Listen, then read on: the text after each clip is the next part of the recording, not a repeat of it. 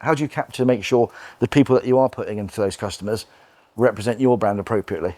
I think we've both set such high standards in an industry that is pretty poor. I think if you look at it from a talent or engineering perspective, I think a lot of companies get it wrong. I think a lot of companies are scared of engineering. They need the resource you can offer, but they don't really understand it because they've probably been burnt in the past. And it's the same from a talent perspective.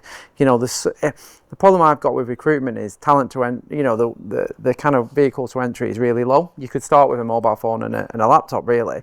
And because of that, there's a lot of poor recruiters out there. I think, you know, we are absolute specialists in our industry: technology, intralogistics, engineering, materials handling, robotics, AI, and so are you.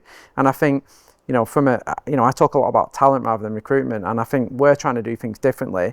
And it was very clear from our first chat when I came away how exciting that was, that you're also kind of, I think, pioneers in what you do as well. I know there are similar companies to what you do, but I still feel like you're doing it differently. I think because of your background, both of you, you understand the problem maybe even before the customer does, and that's very different. So you're coming at it from an entirely different perspective, and we're trying to do the same when we look at talent, because I can see what they're going to do wrong, where you can see from an engineering perspective what they're going to get wrong. So you're going in early before they've made that mistake. Certainly from a talent perspective, you know, if you put the wrong MD in, if you put the wrong director in, I know what's going to happen. You know, those teams are poison. And it's the same if you get your engineering support. You know, the industry's like that all the time, and you know, you operate where you can at a high level allow companies to grow, and you know, we do the same. So it was interesting. I think the more we spoke, the more we saw that actually, you know, we do have the same customers, we do have a lot of crossovers, and I think for you and us, the reason it kind of getted, not just a culture thing, but